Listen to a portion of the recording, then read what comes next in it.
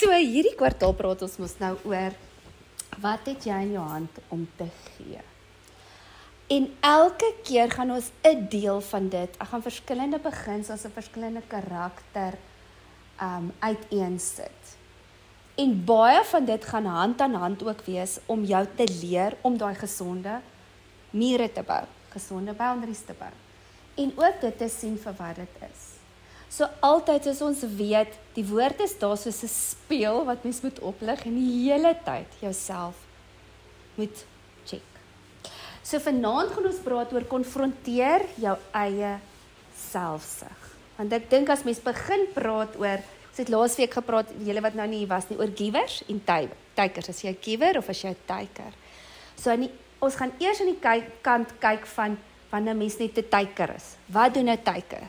He only thinks about himself. So die oomblik as ons tot bekering kom, nê? Dan is dit die begin van hierdie journey, wat jy die hele tyd in jouself moet sterf. So dis 'n ongoing proses. Dis 'n ding van wat jy moet sê, okay, dan dadelik word jy gekonfronteer, want onthou voor dit, jy net gedoen wat jy wil, wanneer jy wil, hoe jy wil, en jy het niemand se toestemming gevra nie. Dit was me and my world, en ek was die God van my universe. En toe klik jy, gats, okay, die Here is nou die God van my universe, ek moet nou hierdie eie ek die hele tyd sê, shut up, jy moet nou luister, na dit wat die Here sê. En sommige kere is dit seer, en sommige kere is dit moeilik, maar daar's soveel aspekte van dit wat mens moet bekyk. Brownie, jy plof vir ons. Ja, hy sê, Brownie gaan lê daar langs Teresa. Hy sal vragies daar op les daar so. Okay. Daar's hy. Help op so 'n bietjie. Dan gaan eers bietjie krap ja, laat hy jou. Anyway. Okay, so dit is een van die grootste dinge wat mense, want jy moet stukkie vir stukkie kom hier. En weet julle wat, hoekom is dit so moeilik om dit te hanteer en te bespreek? Want in die eerste plek, you cannot see your own selfishness. En in die tweede plek, het ons as gevolg van die seer en die gebrokenheid wat ons beleef het, elke liewe een, of jy nou 'n people pleaser was, of jy nou victim was, of jy 'n sagte mens is, of jy 'n shy mens, elke mens, gaan in sy brein in, en dan sê hy, ek was te nagedoen, van nou af gaan ek, en dan staan die eie ek op, en dan is dit wanneer ons dan ongesonde grense begin bou, want jy voel ek moet myself beskerm, en dis coping mechanisms, wat natuurlik gebeur, en dis 'n natural proses, maar dit gaan jou nie beskerm nie. En as ons dit nie gaan sien vir wat dit is nie, word dit word vermom met ek het seer gekry, so ek moet beskerm. Maar dis nie altyd goed vir jou nie. En dit is die strategie van die vyand. So dan dink jy, ek beskerm myself, maar baie keer dan is dit selfsugtig en dan natuurlik ook prideful, sonder dat mens besef wat dit is. So selfsugtige mense, maar nou kry jy ook, ek moet nog sê, jy kry mense wat van nature, of nie kan ek sê net, dis hulle karakter. They choose to be selfish. Dis actually their choice. They want to live like that. Brownie, rustig. Gaan lê. Die ander ding is, selfsugtige mense sal altyd justify hoekom dit wat hulle doen. En daai boodskappe, en as jy nou die boundary kursus gedoen het, dan gaan jy hierdie nou baie mooi in konteks, maar daai boodskappe is altyd geskuil in skuldgevoelens, om mense in skuldgevoelens te dampel, en dan is dit manipulasie. En dit is wat selfsugtige mense doen, dis die core van dit. En net soos ons nou laasweek gepraat het, van daai tipe mense het hierdie mentaliteit van, jy moet vir my gee. Jy moet vir my luister. Jy moet vir my liefde gee. Jy moet vir my respek gee. En jy moet vir my in ag neem en my verstaan. So in dit self sal mens sê, maar dis Bybelse beginsels. Maar hoor die boodskap, jy moet vir my. Waar die Bybel sê is jy moet vir ander. Jy moet vir ander mense liefde wys. Jy moet vir ander mense. So as jy die hele tyd terug sit en net sê kom na my toe, kom na my toe, dan sit natuurlik ons nou dit vloei nie. Soos ons Sondag gesê het, dit moet vloei. Maar wat so ironies is, daai mense en dit is wat dit selfsugtig maak. Hulle vereis dit van ander mense, maar hulle doen nie dieselfde courtesy vir ander mense nie. So hulle neem nie ander mense in ag nie. Hulle violate ander mense se grense. Hulle is uiters ongeskik met ander mense, maar jy beter dit vir my wys. Verstaan, dis daai tipe. Hoe dink jy? So dit is baie belangrik dat ons konstant onsself moet ondersoek en sê luister Here, is daar selfsug in my? Nie net vir jou eie behoud nie, maar ook vir ander. Want selfsug gaan eerstens jou destroy en dan destroy dit mense om hulle. En ek dink julle wat in die hoërskool is, sien hierdie elke dag in julle lewe. Julle word elke dag daarmee gekonfronteer. En dis eintlik, dit gaan nie net oor wat ek nou sê, jy moet jouself ondersoek, ek self, hierdie gaan ook om dit te kan identifiseer met mense om jou en hoe om dit te hanteer. So selfsugtige mense sit mense dan op die ou ende af. En dan op die ou ende, dan word hulle alleen. En dis eintlik die hartseer van dit. So aan die een kant wil jy selfsugtige mense half red en sê, luister, jy hoef nie op 'n eiland alleen te wees nie, maar daai pride, hou hulle so in die donker, waarvoor praat jy? Ek is glad nie selfsugtig nie, ek doen dit en ek het vir daai nou na die Here toe gelei, en ek het vir daai ene gaan sopvat en wat, en dan doen hulle al hierdie deeds, maar die hart. En ons gaan nou 'n bietjie verder daaroor praat, so dit is uiters gevaarlik, en ons sal dit nou 'n bietjie bespreek, maar kom ons praat eers oor, wat dink God van selfsug? En julle, as jy deur die Bybel gaan lees, en veral in Spreuke, is daar horde skrifte wat sê, a foolish, selfish of self-centered man, hy dig his own grave, die hele tyd, hulle verduidelik die distraction, stappie vir stappie, en die hartsteerste van alles is, jy kan dit vir hierdie mense lees, en hulle kan nie hoor wat jy vir hulle probeer sê nie. Dit is hoe hartseer dit is, because they don't have the capacity to hear it. Maar nou ken ons almal 2 Timoteus 3 vers 2. So kom ons lees gou 'n bietjie daai stuk weer. Ons kan dit oor en oor lees en dan sê dit net soos, wow, this is our culture. Dit beskryf ons kultuur so goed. En dit sê, for people, en dit is van 2 Timoteus 3 vers 2 tot 5, for people will be lovers of self, and utterly self-centered, lovers of money and aroused by an inordinary greed, desire of wealth, proud and arrogant, en ons sien dit nou oral. They will be contemptuous but boasters. They will be abusive, scoffers, disobedient to parents, ungrateful, unholy and profane. So dit kan mens al sien in die wêreld, dis oral, nie? They will be without natural human affection. Julle, dis in my so siek ook baie keer, dan sien jy mense wat swaar kry, en so dan loop die mense letterlik oor, of 'n oom wat hartaanval kry, en loop hulle letterlik oor hom, loop het verby hom met nie 'n saak, met of, byvoorbeeld nou die dag het 'n vrou ons verduidelik, ek dink sy was 'n spreker, sy het 'n getuienis gedeel, of ergens op die groepie, so storie, van waar sy gehijack was, en toe sy buite die kar staan en die swart man hou haar vas, ry daar 'n BMW reg verby, daar by die wilger. Sy sê, help my, en dan draai net sy visa toe en daar ry. Dit is soos daai tipe van goed. Nee, ek sal daai ou sommer met my BMW en nie deur afry, en ek sal vir die vrou sê, spring in my kar, of wat ook al, ek sal iets doen. Jy gaan nie net in, hoe in jou lewe, shy my arme tannie, maar anyway, die Here het in elk geval in dit, toe sy vir hulle begin preek, en toe het hulle gesê, jammer mevrou, en ek weet nie wat nie, en dit was eintlik amazing verhaal, nie? Maar die kort en die lank is, they will have no natural affection. They will be callous and inhumane. Dit is letterlik soos klomp zombies, wat net nie, hulle het geen gevoel nie, en hulle raak al hoe meer afgesny. Die wêreld skuld hulle. Daar's hy. Exactly, nee? Resentless.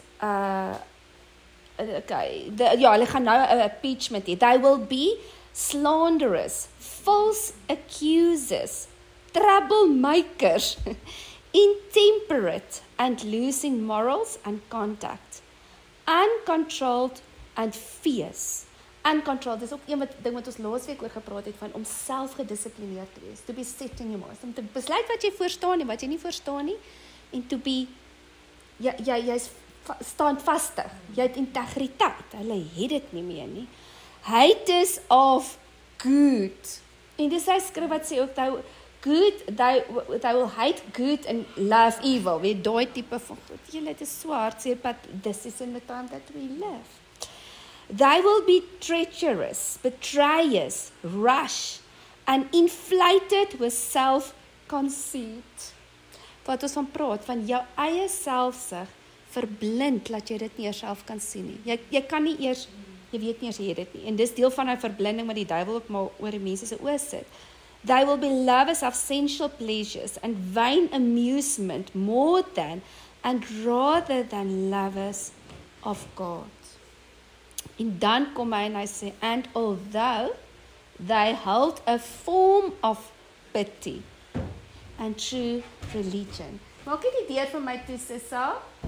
En dit is daai ding van waar die wêreld die hele tyd skree van, oh, you must be kind, oh, you must be gentle, oh, you may not judge, nee? Maar hallo, they are the biggest judges.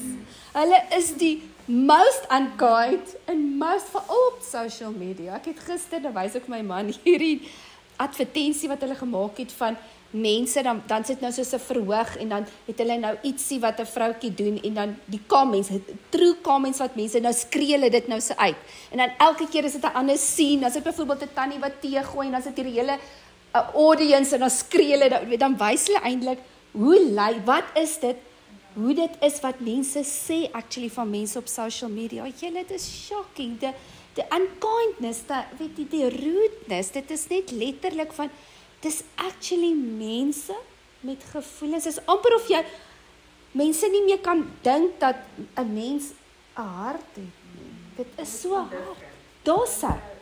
Voel niks. Empathy gone. Nee, dis heeltemal dood. Maar dan sê hulle, so hulle gaan 'n beeld hê van goddelikheid en true religion, so hulle gaan in die kerk wees en maak of hulle die Here dien, maar they deny and reject and are strangers to the power of it. Their conduct belies the genuineness of their professions. So met ander woorde, hulle gaan sê hulle is religious, hulle gaan sê hulle is kinders van die Here, hulle gaan in die kerk wees, maar in hulle aksies gaan hulle onliefdevolheid en hulle selfishness weggee. En nou hoor wat sê die woord, wat moet jy doen? Hy sê, avoid all such people, turn away from them. Is dit nie amazing van boundaries nie? Avoid them. Stay away. Moenie met hulle vriende maak nie. As jy kan, probeer jy hulle vermy. En dit is wat boundaries is. Jy moet veilige mense en onveilige mense kan identifiseer in jou lewe. En dit is so belangrik om die kenmerke te verstaan van dit. Want anders te gaan ons wat genuine nog empathy voel, wat genuine godly love het, wat genuine resources het en jy wil vir mense gee. En dis hoekom ons hier oor praat. Want nou het jy het iets wat jy wil gee, maar nou kom hierdie selfish, selfsugtige, inhumane mense en hulle kom devour jou gifts wat die Here vir jou gegee het, jou vrede, jou liefde, hulle misbruik jou en hulle doen jou die hele tyd in en jy moet net sê, wat wil Jesus doen? Okay, ek moet maar net nog liefde wys, nog gee, en dan geen wonder, die helfte van die kerk is so gebroken nie. Want jy gee jouself weg. In die meantime is dit narcissiste wat jou leegtap. En dis ook wat so belangrik is, om hierdie kenmerke te verstaan. En in ons lewe is dit ook onthou, omdat ons nou so ver in die eindtyd is dit 'n algemeen, ek hulle dit nou geklassifiseer as narcissisme, kom ons praat maar nou daaroor, dat die mense gaan so wees. En wat is die myn kenmerk van iemand wat narcissisties is? They cannot feel or show any true love. So as jy kan liefdevol, as jy met iemand kan voel, as jy iemand se pyn kan voel, nie noodwendig voel nie, maar jy kan dit met empatiseer, dan weet jy, jy's nog veilig, jy is nie 'n narcissist nie, okay. En ek dink julle almal, ja, jy's ook ingesluit, ons almal, nie een van ons, because you choose to show empathy. Okay, dan die ander ding is, okay, hoekom is dit, kom ons praat net eers oor dit, of kom ons praat oor controllers, is dalk 'n makliker benaming, controllers.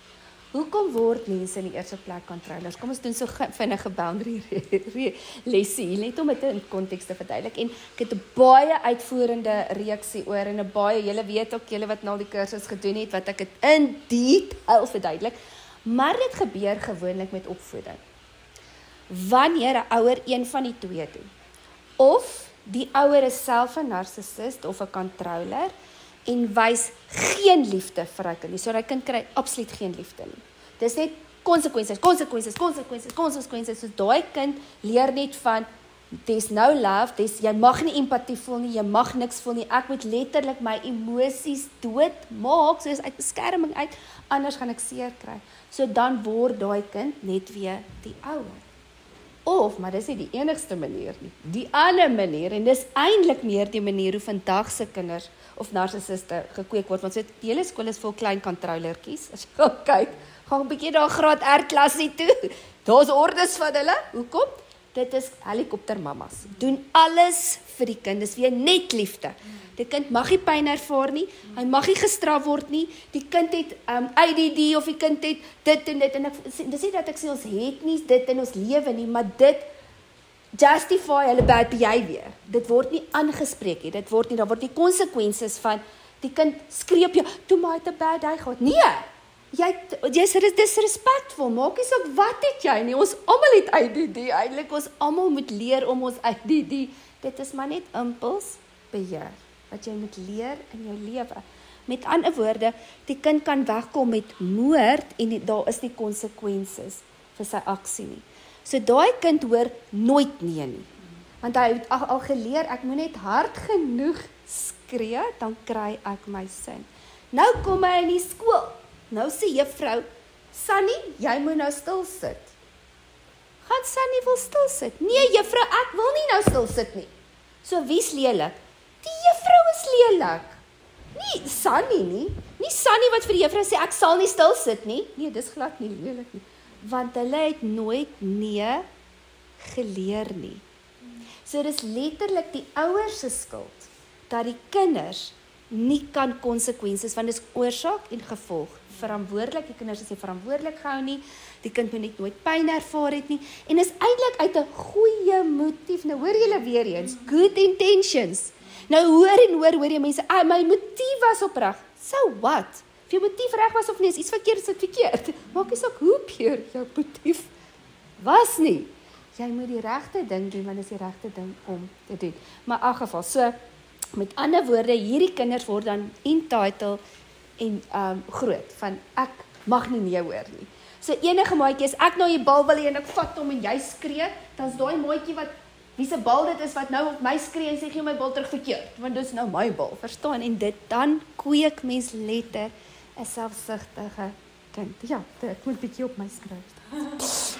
Okay, so, hoekom praat ons hieroor? Maar die belangrikste ding is, ons moet weet, die vyand loop rond, en hy wil die heeltyd kom steel. Hy wil in ons grondgebied inkom, en hy wil kom rustigheid bring, hy wil oneenigheid bring, hy wil kom devour, en wat was die eerste ding wat hom laat val het? Dit was praat. Dit was absolute arrogansie, en dit is hoekom daai spesifieke sonde letterlik in elke liewe mens se lewe is, wat jy letterlik, dis jou prime dink gou bietjie. Eerste ding, as jy 2 jaar oud is, jy gooi 'n tantrum. So dit is in ons human nature. So is die eerste ding wat 'n ouer moet aanspreek. Nee, jy kan nie nou nie. En vir hy hele van 2 tot 3 is dit pak gee en raas en dit voel nader die kind gaan dit nooit leer nie en dan eweslik op 3. Hoeps, dan snap hulle dit. En as jy dit nie voor 3 gedoen het nie, shame, dan gaan jy baie sukkel, dan gaan jy nou 'n baie moeilike toddler tot 'n tiener en dalk hopelik ergens in 21 gaan hy regkom. Maar ja, anyway, dis net 'n grappie. Okay, so dit is hoekom dit so belangrik is, want dit is die vyand se eerste sonde gewees. Hy is die simbool van pride. En dis hoekom ons juis hom moet in sy oë bal met totaal en al humility. En weet julle, dis vir my so mooi om te sien in die most heartless, prideful society of whatever, dan kan die mense almal perform, almal is besig om vir iemand iets te bewys, of almal is heeltyd besig om, daai en 'n slegte sê, ook iets jou daai is dit gesê nie, deur die mislikheid en katterigheid en alles.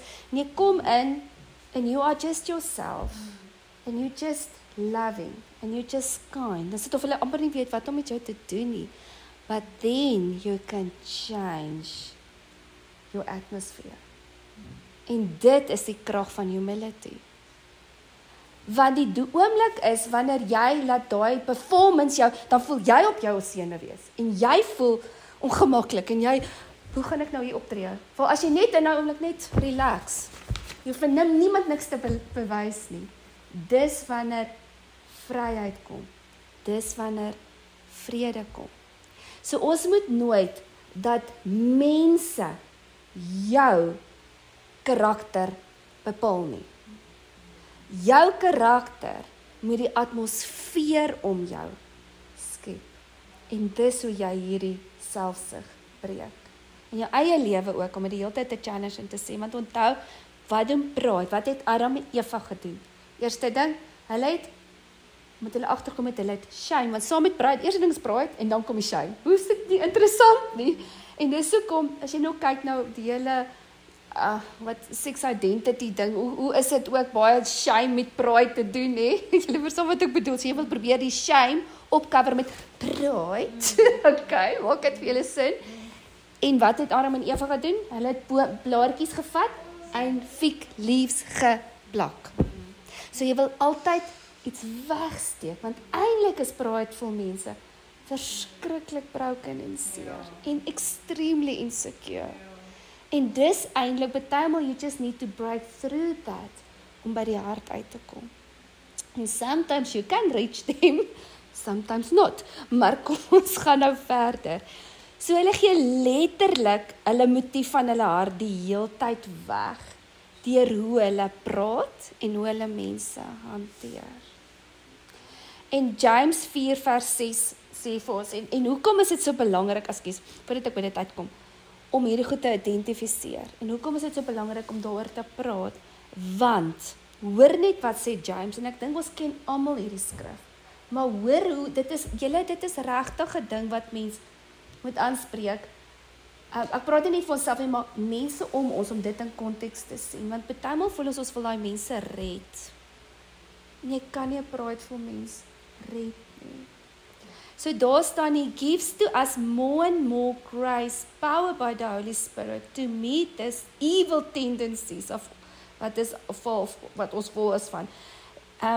That is why he said, God sets himself against the proud and the haughty. God is teen die prideful en die haughty. But, so as ons kruis verlie, en hierdie hyperkruis, nee, kruis is nie vir almal nie. Hoor, vir wie is die kruis? En dis baie particular. And gives grace continuously to the lowly, those who are humble enough to receive it. So God se grace is daar vir almal, maar net die wat in humility wandel, kan dit aktiveer. So jy keer letterlik God se seën in jou lewe, as jy prideful is. So die ding is ook, sulke mense is, en hoekom hulle gevaarlik is, want hulle bring die hele tyd konstante strife in jou lewe. Daar's nooit vrede by hierdie mense nie. Hulle is nooit tevrede met hulle self nie, hulle is nooit tevrede met ander mense nie. Hulle soek altyd fout met ander mense en hulle, dis betam of hulle sulke boekies hou. Elke kyk, toe sy dit. Toe sy dit gedoen. Toe sy daai gedoen. Toe sy daai ding vir soos in die taal. Just judge jou vir elke liewe klein dingetjie, dan sit soos okay, speder. Okay, ek weet ek dit weet ek gedoen. Weet julle wat so funny? Hierdie tipe mense beskuldig ander mense van verskriklike goed. En dan doen hulle exactly dit. O, daai het my glad nie gegroet nie. En die mense sien hulle nie eintlik ongeskik is hulle met almal om hulle nie. Dan sit soos how blind can you be? 3 blind mice, nee? Okay, nou hoor wat sê Petrus 5 vers 5. Likewise, you are younger and of a lower rank. Be subject to your elders, your ministers, your spiritual leaders in the church, giving them the respect and yield to their counsel. Nou weet julle wat so interessant, mense wat prideful het nie respek vir ander mense nie, maar hulle demand respek van almal om hulle. Hulle sal nie luister na jou opinie nie, hulle sal nie vir jou vra vir jou opinie nie, hulle sal nie wil hoor wat jy te sê het nie, maar jy durf vir my luister, nie? En dan sê hulle, clothe yourself with humility. En dis ook wat ons laasweek gepraat het van die vrug van die gees. Dis nie iets wat jy voel nie, dis nie 'n emosie nie, it's a choice. En dis net soos clothing, soos dis 'n aksie wat jy moet letterlik jouself aksie met humility. Dis want dit gaan nie natuurlik wil kom nie. Dan sê hulle dit is soos 'n garment of a servant, so that it covers covering cannot possibly be stripped from you. So met ander woorde, dit moet deel wees van wie jy is. Dit moet soos jou vel wees wat jy aantrek as jy humility aantrek. En ek gaan nou vir julle verduidelik, want dit is part of your armor wrestling. En dit maak jou eintlik sterk wanneer jy humility aantrek, want dan kan die vyand jou nie meer onderkry nie. Ek is loop sissa en ander dinge nie. Okay, so freedom from pride and arrogance, okay? Towards one another. For God, hier sê hy dit weer, God sets himself against the proud. En dis hoekom mense wat in trots is nooit in vrede kan wees nie. Want, hoor wat sê hulle beteken dit? Hy sets himself against the pride, the disobedience, the whatever, all what, and he opposes, frustrated, and defeat them. So as jy in pride is, al dink jy is 'n kind van die Here, dan is jy letterlik in teenstryding met God. Jy fight met God. En hoekom fight jy met God? Ek gaan nou verduidelik hoekom. But he gives grace, weer eens sê hy, for the humble. Therefore humble yourself, demote, lower yourself in your own esteem, under the mighty hand of God, that in due time he may exalt you. Okay, so hoekom sê ek jy fight letterlik in God? Want sien nou jy is in 'n gemeenskap. En byvoorbeeld soos die sel, of jy sê die kerk. This is God's, part of God's, nie kingdom nie, maar ons is besig om God se koninkryk. Ons is besig om te groei. Ons is besig om mense hier buite in ons area te probeer beïnvloed, om nader aan God te kom vir genesing, om te groei, om liefde te ervaar, wat. Nou kom hierdie een persoon, en hy begin, okay, sê nou, jy het nou 'n probleem met haar, nou gaan jy en jy begin oor haar te skinder, hier agter mense, maar verdraai sommige goeters en so aan, want jy voel nou, sy het nou 'n posisie wat jy nou eintlik wil hê in die kerk, nee, nou begin jy van haar hierso te skinder, en jy praat nou van haar, wat, sy is nie daar om haarself te beskerm eers nie, nou is jy besig om haar beeld skade te doen in die kerk. En nou, wat gebeur? So dan is dit soos vrot appeltjies, en ons weet hierdie goed. Dan doen jy letterlik die beeld van God skade. En dis hoekom jy actually teen God is. En dis hoekom hy teen jou is. So, om af te sluit, en hierdie is 'n verskriklike waai, ek kan vir 5 ure eintlik hier oor preek en ek probeer dit so kort as moontlik hou, maar om die laaste deel net te noem, trots sal jou vernietig.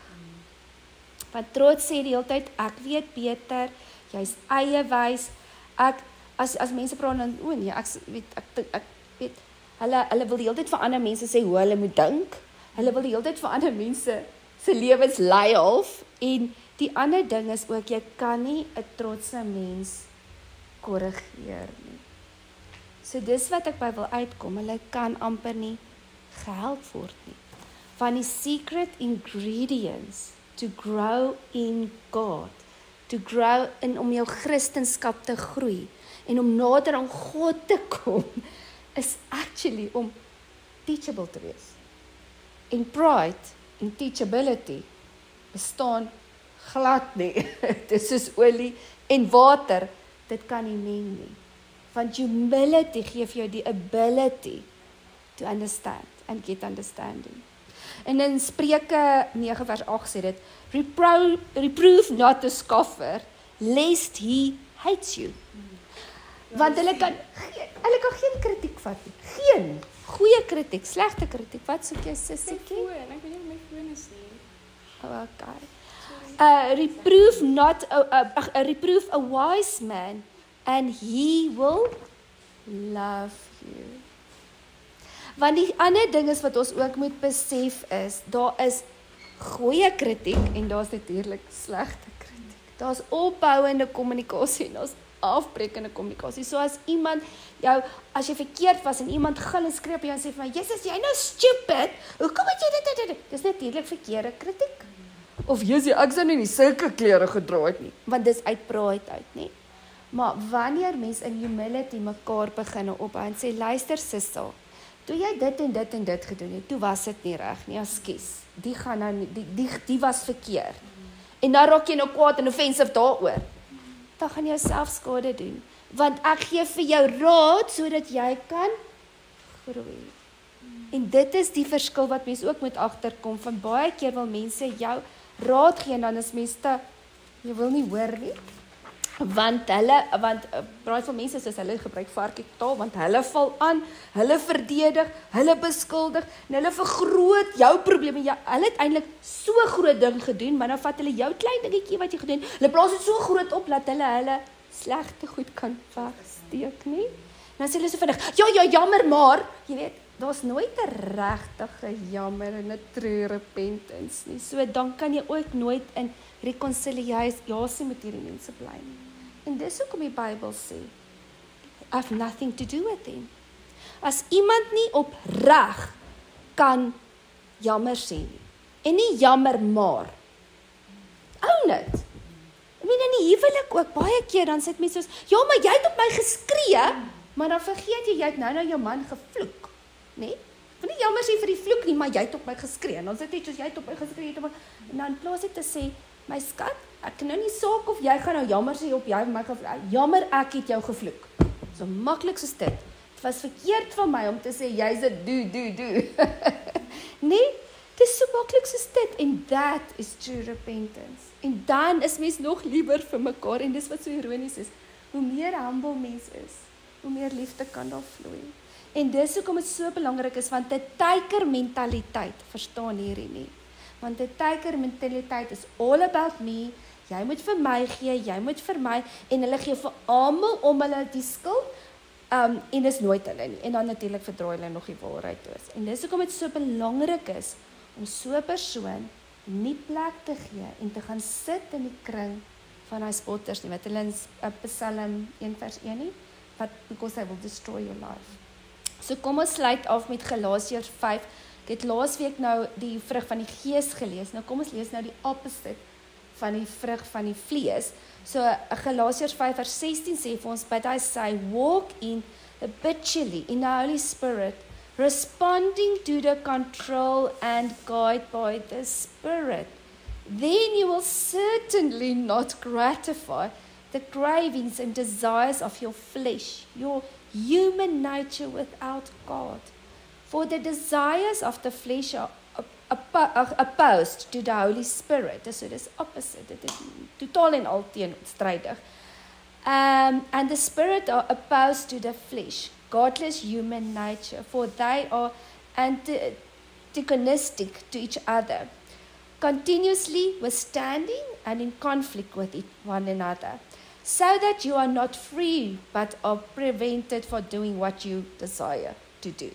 So met ander woorde, ons moet die hele tyd kies om onder die gees te lewe. En nou wat is daai selfsugtige begeertes? Dis vers 19. Now the doings of the flesh are clear and obvious.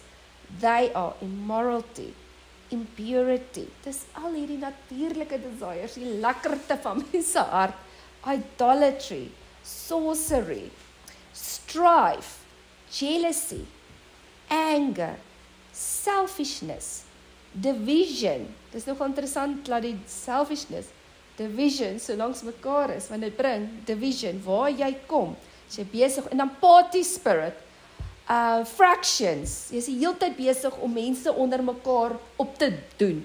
Jy is altyd besig, dan sê, weet julle wat, daai maak nooit vir sy, hoekom wil iemand intentioneel, dit wys net vir my, hoe evil is dit? Hoekom wil jy intentioneel twee mense opmaak, of iemand anders opmaak teen iemand anders? Dit is my, as jy my wil kwaad, moet jy dit nou doen. Jy vir my nou kom probeer, iemand ander kom blackmouth by my.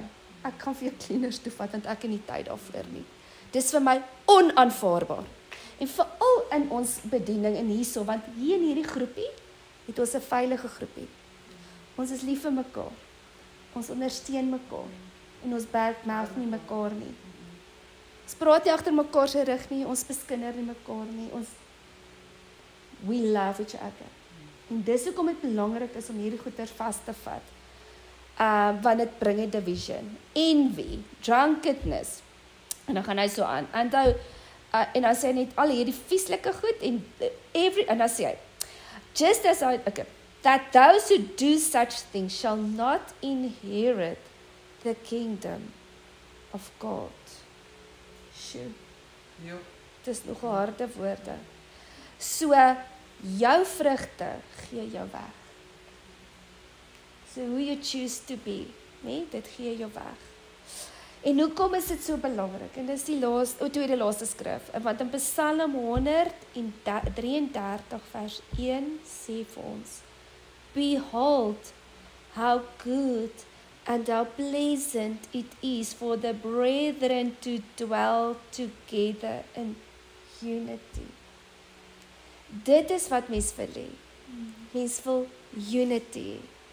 Almal wat dieselfde hart het, dieselfde visie, dieselfde begeertes. Ek wil jou goed doen, jy doen my goed, soos wat Dian ook gepraat het Sondag in die kerk oor covenant, van we've got each other's backs. Gaan ek jou steek in my rug, of gaan ek jou rug toemaak? Die laaste skrif wat ek net wil lees is Jakobus 3 vers 16. For wherever there is jealousy, envy and contention and selfish ambition, there will also be confusion, unrest, disharmony, rebellion, and all such evil vices of practices. En dis hoekom ons die heeltyd ons harte moet check. En die hele ding van, Here, wat is dit wat in my hart aangaan? Because we choose. Wat gaan ons toelaat in ons harte? Here, is ek besig om my eie koninkryk te bou? Of is ek besig om u koninkryk te bou? So dis die eerste ding wat mense die hele tyd moet check. Die tweede ding is wat mense moet check is, wie is hierdie mense? En laat ek hulle in my lewe toe, om havoc toe te laat. Want hulle gaan jou ruïneer. Nou met dit gesê, moet ek ook sê, there is always space for growth. En dit is waar mens moet onderskei. Here, en ek's baie versigtig om dit te sê, want baie keer is mense sensortjies mos nou gebreek. Jy het seer gekry, wat, nou vertrou jy net almal en jy laat net mense nie, kom ek red jou. So wanneer mens nou eers bou, en jy is geneig, jy is 'n people pleaser, is dit belangriker om eerder, dit klink ook nou baie selfsugtig, maar eerder jou offenses op te hê. Want kom ons sê, ons is in die apocalypse, en jy lewe vir oorlewing. En nou is jy en jou gesin, jy het nou hierdie veilige hawe gekry, jy het kos, jy het resources, jy het guns, jy het swaarde, en daar's klomp ryders. En daar kom nou 'n ou aan, en hy smooth talk jou, maar jy weet, jy sien al die tekens. Nou dog jy shame, ek moet vir hom kruis wys. Hy sal inkom, hy sal jou doodmaak, al jou mense doodmaak, en hy gaan al jou resources steel. Dis nou maar die beste voorbeeld. En dis hoekom dit so belangrik is, dat mense nie kan ryders toelaat in mense lewe nie. In die Ou Testament het Jesus, die Here, duidelike reëls gestel.